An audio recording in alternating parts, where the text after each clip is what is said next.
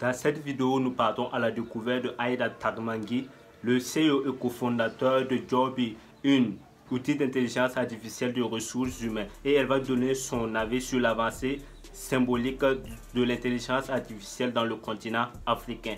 Si tu es passionné de l'intelligence artificielle, des outils d'intelligence artificielle, je t'invite à t'abonner sur cette chaîne, car sur cette chaîne on parle d'intelligence artificielle, d'opportunités avec l'intelligence artificielle et tout ce qui est en rapport avec le business en ligne et l'intelligence artificielle. Si cette thématique te plaît, bien sûr, je t'invite à t'abonner, tu me lâches un gros pouce bleu et on va regarder l'intervention de Aïda et tu vas me dire dans les commentaires ce que tu en penses de son intervention et les défis que l'Afrique a pour être un leader de l'intelligence artificielle et concurrencer avec les géants comme les États-Unis d'Amérique ainsi que la Chine.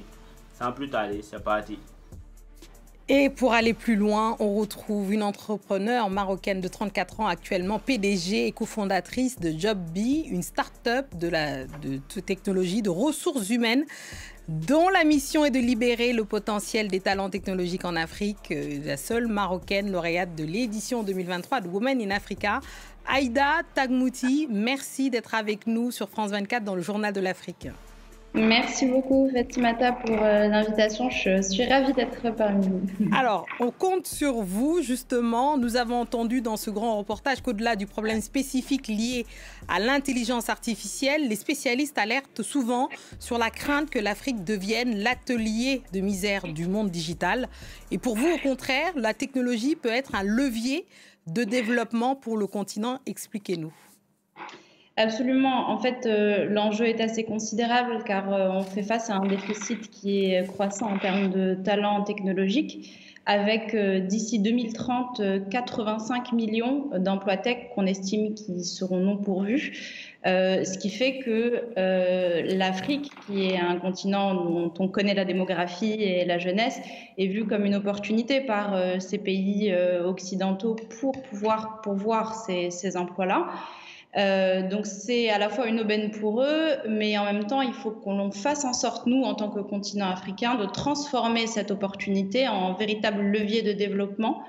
Et c'est précisément ce que dit votre reportage sur le Kenya, et c'est intéressant en ce sens, car l'idée, c'est de ne pas être vu comme un réservoir de petites mains, mais au contraire comme un vrai vivier de talent et un vecteur d'innovation et de technologie. Alors, comment on fait ça? On imagine que ça passe par la formation d'abord. Absolument. Pour moi, en fait, il y a réellement trois axes fondamentaux pour qu'on puisse se positionner en tant que continent comme on aimerait être positionné dans cette guerre en fait, à la souveraineté technologique. La première, c'est effectivement la formation. Et la formation doit être en quantité plus importante et en qualité plus importante. Et je pense qu'on a beaucoup de gouvernements aussi en Afrique qui prennent ce sujet en main. C'est le cas par exemple au Maroc, où le pays a décidé de miser sur l'excellence numérique comme moteur de développement socio-économique, avec la création de nouvelles formations et des objectifs très ambitieux sur les talents technologiques en particulier. Le deuxième levier pour moi fondamental, c'est celui de la rétention des talents. L'idée, c'est de renverser la tendance, car on souffre en fait d'une fuite des cerveaux. Si nos meilleurs talents s'en vont, effectivement, là, on est bloqué et c'est une perte énorme économique pour le pays. Et donc, l'idée, ce serait de transformer cette fuite de cerveau en transfert de technologie.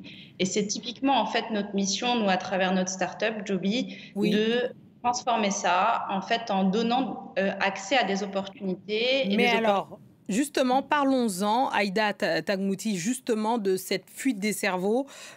Effectivement, quand les sirènes de la Silicon Valley appellent, retentissent pour des gens qui ont justement été formés dans la tech et qui voient justement l'intérêt d'aller en Amérique, par exemple, ou en Occident, comment on fait pour retenir ces cerveaux-là, particulièrement dans la tech sur le continent africain ?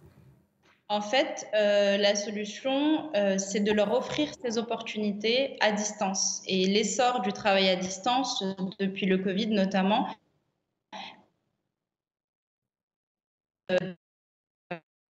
africain, de travailler pour ces entreprises-là, qu'elles soient en Europe ou aux États-Unis, à partir du continent. Et la grande différence, c'est que ces personnes continuent non seulement à contribuer à l'économie locale, mais qui peuvent aussi passer de projets locaux à des projets internationaux et ainsi, en fait, finalement, garder nos talents qui seront nos futurs leaders tech et nos futurs entrepreneurs et qui feront en sorte que finalement l'Afrique ne soit pas juste un vivier de talents, mais aussi un fournisseur de solutions, parce que les solutions doivent aussi venir de notre continent.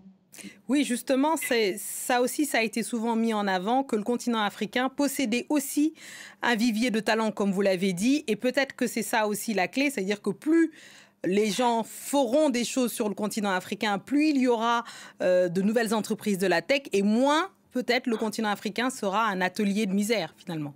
Absolument. Et pour ça, effectivement, on a parlé de la formation, on a parlé de la rétention des talents à travers les opportunités, mais l'autre axe fondamental, c'est celui de l'entrepreneuriat. Et on voit qu'on a une scène technologique et des innovations 100% africaines qui naissent. On a un dynamisme depuis 5 ans en Afrique et des jeunes notamment qui reviennent. Donc ça aussi bon signe après avoir étudié et travaillé à l'étranger pour monter des startups, pour apporter de l'innovation.